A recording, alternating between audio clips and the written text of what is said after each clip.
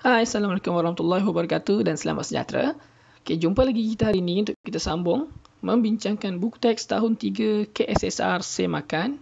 Hari ini kita berada pada muka surat 69 lagi, di mana kita akan sambung dengan aktiviti ria ketubatan cecair. Aktiviti ini adalah aktiviti secara individu. Sebelum ni kita dah cerita tentang ikan ni. Muka surat sebelum ni macam mana nak apungkan ikan dalam air. Ada persoalan yang keluar lepas buat aktiviti ni.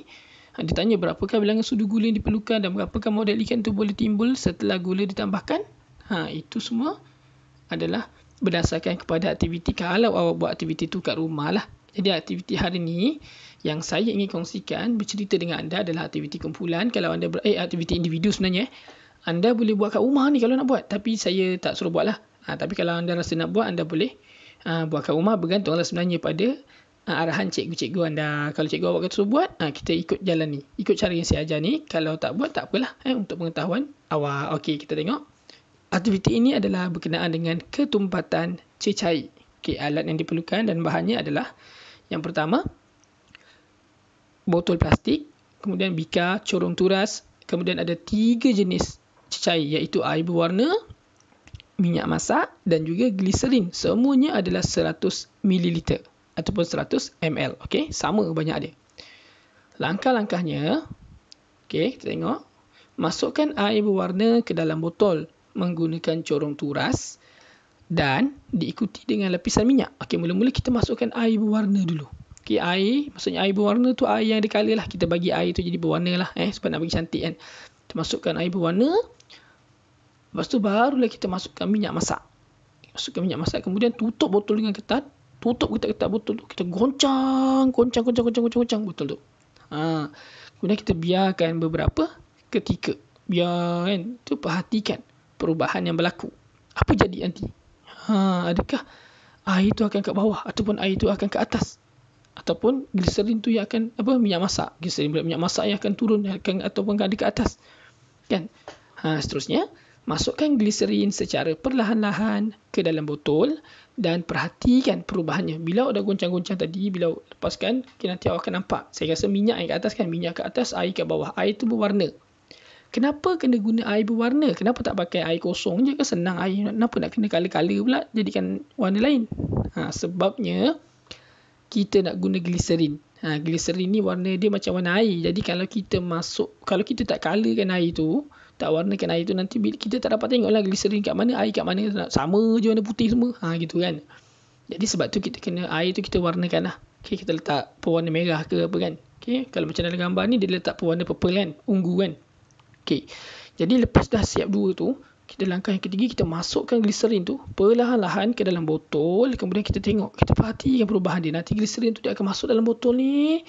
Mungkin dia akan pergi ke bawah, dia akan angkat. Apa yang jadi nanti sebenarnya, dia akan angkat minyak dengan air tu ke atas. So gliserin tu ke bawah. Boleh je kalau awak nak masukkan gliserin dulu, lepas tu awak masukkan air, lepas tu awak masukkan minyak, boleh. Tapi tak cantik lah dia punya pergerakan. Sebab bila awak masuk minyak dulu, nanti minyak tu kat bawah. Lepas tu bila awak letak air berwarna, bukan. Mula awak masukkan air berwarna dulu kan. Awak masuk air berwarna tu awak letak minyak kan. Awak goncang-goncang, dia akan ajak minyak ke atas, air berwarna kat bawah.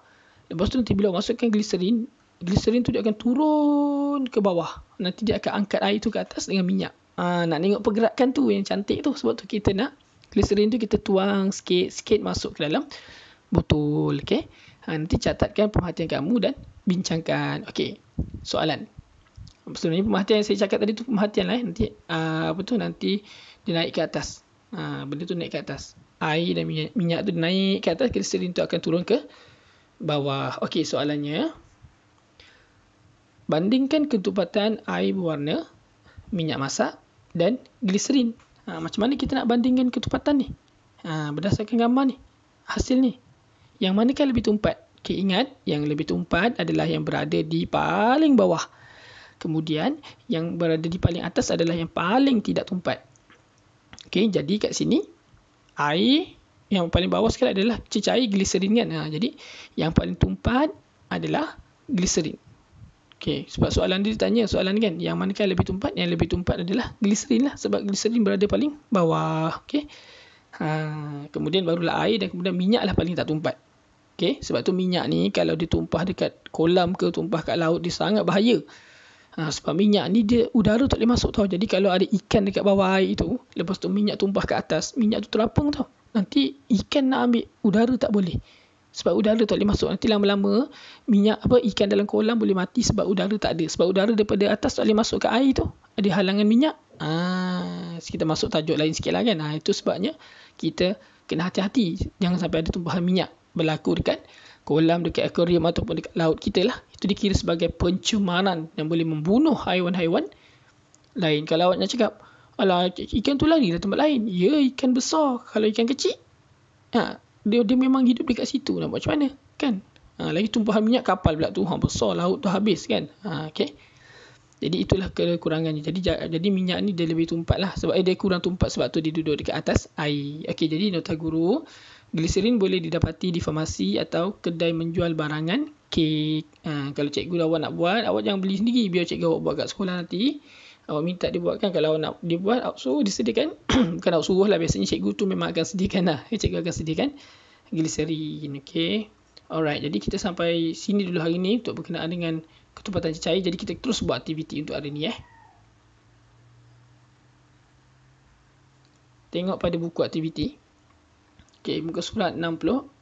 Okay, berbanding beza ketumpatan. Okay, aktiviti yang keempat. Raja di bawah menunjukkan. Okay, saya ulang sekali muka surat 66. Buka aktiviti apa? Muka surat 66. Awak boleh buat benda ni bersama dengan saya. Okay, banding beza ketumpatan. Raja di bawah menunjukkan perbandingan ketumpatan beberapa jenis objek dan cecair di dalam sebuah bika.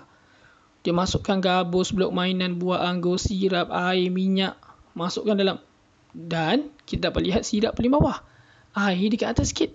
Minyak paling atas. Dan buah anggur tu dia boleh masuk sampai bawah air. Tapi dekat sirap tu dia naik atas. Maksudnya sirap dengan buah anggur tu. Buah anggur kurang tumpat. Sirap lagi tumpat daripada buah anggur. Okay, air dengan blok mainan pula. Blok mainan tu boleh terapung dekat atas air. Maksudnya blok mainan tu dia kurang tumpat berbanding air. Minyak masak dengan gabus pula. Gabus paling tinggi. Maksudnya yang paling tak tumpat kat sini adalah gabus lah. Kedua minyak masak. Minyak, kemudian blok mainan, air, lepas tu buah anggur. Paling tumpat adalah sirap. Paling bawah, paling tumpat lah. Okay, jom kita tengok soalan pertama. Nyatakan pemerhatian kamu terhadap gabus. Okay, pemerhatian tu maksudnya kita tengok tanpa kita fikirkan benda lain. Kita tengok apa yang kita nampak, kita cakap saja. Gabus. Apa? Gabus terapung di atas permukaan minyak. Okay. Gabus terapung di atas permukaan minyak tu pemerhatian kita yang kita nampak. Okay. Jadi kita tulis tu saja. Gabus terapung di atas permukaan minyak. Okay. Apakah inferen kamu terhadap gabus? Inferen tu sebab daripada pemerhatian. Baru kita fikir kenapa dia terapung ke atas minyak tu. Gabus lebih tumpat berbanding minyak. Okay. Jawapan dia, saya ulang sekali lagi. Gabus lebih tumpat berbanding minyak. Okay. Kemudian salah. Silap. Gabus lebih tumpat pula. Gabus kurang tumpat berbanding minyak. Okay, gabus kurang tumpat berbanding minyak. Ataupun, okay, nak jawapan lagi sedap, awak jawab macam ni. Gabus paling tidak tumpat. Okay. Awak jawab yang ni lah. Yang kedua ni. Nak paling sedap kan? Nak jawapan lagi sedap. Paling betul. Okay, awak jawab ni. Influence ni awak jawab. Terkeluar pula. Okay. Mana tadi? Sorry. Okay. Okay. Inferen dia adalah, saya ulang semula. Gabus adalah paling tidak tumpat. Saya ulang. Gabus adalah paling tidak tumpat. Itu jawapan inferen. Okay, kemudian nombor 2. Sekiranya kunci dimasukkan dalam bika, ramalkan kedudukan kunci yang betul dengan menandakan X pada raja di atas. Okay, kat dalam gambar ni, agak-agak kunci tu terapung kat mana? Mana dia terapung? Dia tenggelam kan? Jadi awak tandakan X kat bawah ni. Okay, kat bawah ni awak tanda X. Maksudnya dia pergi paling bawah ni. Maksudnya dia lah paling tumpat kan? Okay. Jadi awak dah tanda X tu, selesai soalan nombor 21. Kemudian kita pergi soalan nombor 2 yang kedua. Berikan inferen kamu bagi jawapan di atas. Kenapa awak lukis X tadi kat bawah ni? Kan maksudnya kunci tu dia masuk, dia terus ke bawah ni. Kenapa? Jawapan dia adalah kunci paling tumpat berbanding yang lain. Saya ulang. kunci paling tumpat berbanding yang lain. Ni. Okay, sebab dia ada pemerhatian kan. Maksudnya tadi kalau gabus paling kurang tumpat. Kunci ni kunci paling tumpat berbanding yang lain. Okey, yang ketiga, lengkapkan ayat di bawah. Objek dan cecair yang daripada air akan timbul di permukaan air. Okey, kalau objek dengan cecair, yang lebih apa akan timbul ke atas air ni? Objek dan cecair yang kurang tumpat.